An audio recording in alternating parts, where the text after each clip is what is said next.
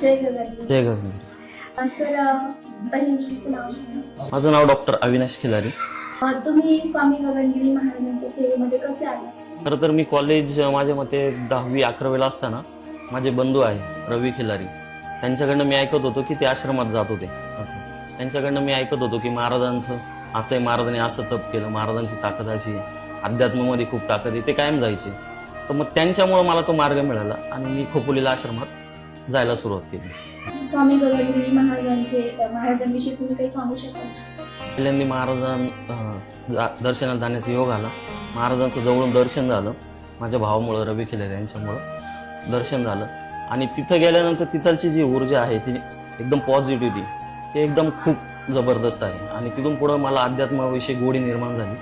आणि महाराजांची ताकद काय आणि अध्यात्म काय हे मला तिथून माझा अध्यात्माकडे प्रवास चालू झाला.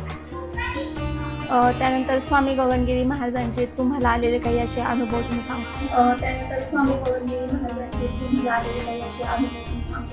शकता? गगनगिरी महाराजांचे आम्हाला आलेले अनुभव असे खूप आहे, असे अनंत आहे असे सांगण्यासारखे. जेव्हापासून आम्ही जायला लागलो सेवेत त्यापासून एक एक एक एक अनुभूती होत गेली.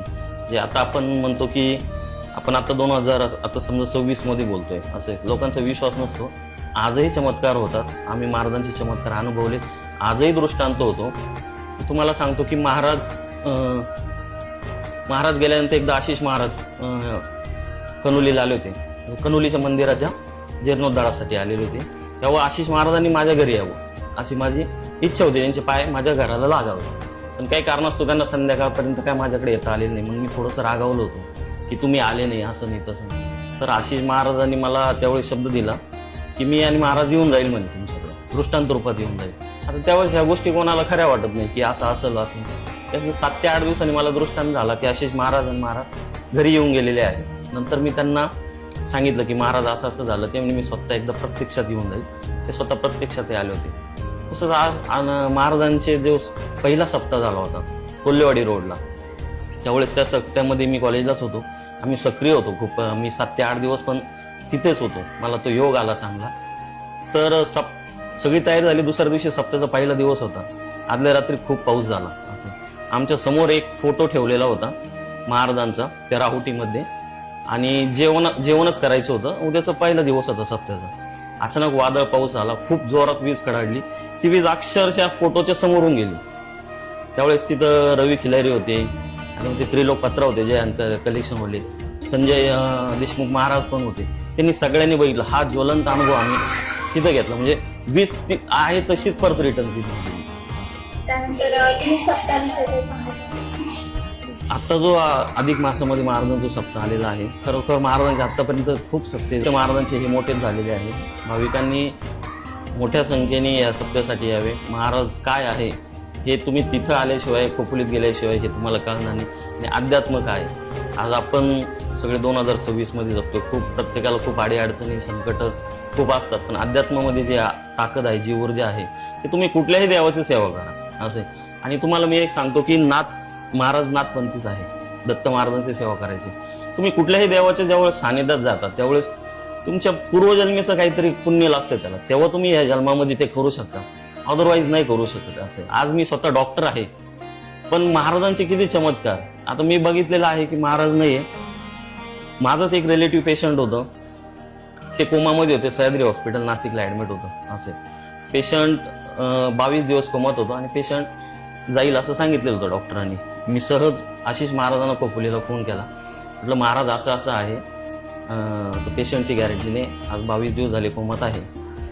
तर आशिष महाराजांनी मला दुसऱ्या दिवशी सकाळी 7 वाजता फोन करायला सांगितलं. सकाळी 7 वाजता आशिष महाराजांना फोन केला. आशिष महाराज मला म्हटले की एक 11-11:30 वाजता आपण पेशंटला सूप प्यायला देऊ म्हणून असं. तर आता मी म्हटलं की पेशंट 22 दिवस कोमात आहे, सिरियस आहे. डॉक्टर म्हणे 1 ते 2 दिवसात पेशंट जाईल अशी कंडिशन होती. पण मग आता महाराजांना सगळी कल्पना दिली. मी पण ठीक आहे हो म्हटलं. माझी तर खूप श्रद्धा होती महाराजांवर आहे, पण म्हटलं ठीक आहे. आणि 11:30 ते 12:15च्या आसपास मला फोन आला नाशिक हॉस्पिटलमधनं रिलेटिव्हचा, पेशंट बरोबर होते. पेशंट शुद्धीवर आले आणि डॉक्टरनी सूप लिहून दिली. हा अनुभव आहे. अशासारखे खूप अनुभव माझ्या बरोबर आहे. मी स्वतः डॉक्टर असताना सांगतो. आजही आम्हाला अडचणी आल्या तर आम्ही खोपोलीला फोन करतो, असं असं आहे, महाराज आशीर्वाद देतात. आणि सर्व नाथांचं जे काही सर्व चालतं ते विभूतीवर चालतं. असे आता याच्यावर जर आपण बोलायला लागलो तर एक मोठा एपिसोड पण होऊ शकेल. खूप असंख्य अनुभव आहे आमच्याकडे सांगण्यासाठी महाराजांचे. आजची तरुण पिढी आणि संस्कार नावाची जी गोष्ट असते ती कुठं तरी आपल्याला कमी होताना दिसते. तर असे जे कीर्तन होतात, प्रवचन होतात, अखंड हरिनाम सप्ताह होतात, तर त्यातून मुलांना तरुण पिढीला काय शिकवण भेटते काय? अध्यात्म तुम्ही मुलांवर ते बीज रोवा त्यांच्यामध्ये. असं येणाऱ्या काळात जर तुम्हाला कोणी तारू शकत असेल तर ते फक्त अध्यात्मच आहे. आज आपलं महाराष्ट्र आहे, पुढे वारकरी संप्रदाय आपला मोठा आहे. हे जे चाललंय काहीतरी पुण्य आहे कुठंतरी, म्हणजे इक्वल होतं या सगळ्या गोष्टी. पुढं भूकंप होतं, पुढं महामारी होती, पुढं काय होतं, पण तरी आज टक धरून आहे कुठंतरी काहीतरी साधू संतांची पुण्य आहेच आहे. आजही हिमालयात आपण बघतो, कोणाला किती माहिती काय, गुप्त रूपात किती साधू आजही आहेत जे लाखो वर्ष तपश्चर्या करतात. असं आजचं अध्यात्म हे उद्याचं सायन्स असू शकेल. असं जे आज लोकांना असं पाखंड वाटतं. श्रद्धा आणि अंधश्रद्धा याच्यामध्ये फरक आहे. आता तुम्ही बोललात की श्रद्धा आणि अंधश्रद्धा यामध्ये फरक आहे. आता तुम्ही काय सांगू शकता की नेमकी श्रद्धा आणि अंधश्रद्धा याबद्दल? तुम्ही देवावर विश्वास ठेवा. मला काही मिळण्यासाठी आज जे आपण समाजात बघतोय हे भोंदूगिरी चालली, तर ते नका करू. ते करून काहीच मिळणार नाही. कुठली जीव हत्या करून कोण सुखी राहू शकतं? असं नाही राहू शकत. तुम्ही एखाद्या देवावर जा, तिथं नतमस्तक व्हा, तिथं मागा देवाकडे काय मागायचं. पण देवाच्या नावाखाली जे काही आता पाखंड जे चाललंय ते कुठेतरी थांबलंही पाहिजे. असं आणि आता समजा तुम्ही दरवर्षी जातात, म्हणजे 3 वर्षातून अखंड हरिनाम सप्ताह येतो स्वामी गगनगिरी महाराजांचा, तर दरवर्षी तुम्ही जाता का? हो, सप्त्याला जातो मी. माझ्याकडे जेवढे फ्रेंड सर्कल आहे, मी तर कॉलेज लाईफ पासून ज्यावेळेस आम्ही सेवा करायला कोपोली आश्रमात जायचो, मग भात लावायची ना कामं असायची तिथं. आम्ही त्यावेळेस कॉलेजलाच होतो, मेडिकल कॉलेजला होतो. तर काही नारळ कामाचे म्हणजे सेवा करण्यासाठी आम्ही त्यावेळेस जायचो. त्यावेळेस मी जे काही माझे जे फ्रेंड सर्कल होते ते जे जोडून दिले तिथं, ते आजही ते त्यांचे लग्न झाले, ते फॅमिलीसह आजही महाराजांच्या दर्शनाला जातात. आजही त्यांना आलेले अनुभव ते सांगतात. आजही ते सांगतात की मला आवर्जून फोन येतात की आम्ही खोपोलीला जाऊन आलो, असे महाराज दर्शन घेतले, असे महाराज पण भेटले. सांगतो कुठंतरी काहीतरी ते चांगलं वाटतं. आपण एक चांगलं काहीतरी काम करतो. आणि महाराजांचा जो सप्ताह येतो असं आहे, माझ्या मते संगमनेर पंचक्रोशीत हे भाग्य म्हणावं लागेल की 8 सप्ताह इथं झाले. लोक आवर्जून मागतात की आमच्या ह्यावेळेस आम्हाला मान द्या, सप्त्याचा आम्हाला मान द्या. साधू संत येतात. आणि आपल्या संगमनेर पासून अगदी जवळच आहे, त्याच्यामुळे जवळच आहे, हाकेच्या अंतरावरच आहे. त्याच्यामुळे संगमनेरकरांना सुद्धा हो, संगमनेरकर येतात आणि खूप लांबून येतात. महाराजांचे भक्तगण पूर्ण देशात आहे. महाराजांची लीला काय आता हे जर मी तुम्हाला सांगायला जर बसलो तर खूप वेळ जाईल आपला. खूप म्हणजे आजही जर घेतलं तर उद्या पण तुमचं काय काम असेल तर उद्या आम्ही तर पावलं चमत्कार महाराजांचे अनुभव आणि हक्काने मागतो आम्ही तिथं काय असेल तर खोपोलीमध्ये जाऊ.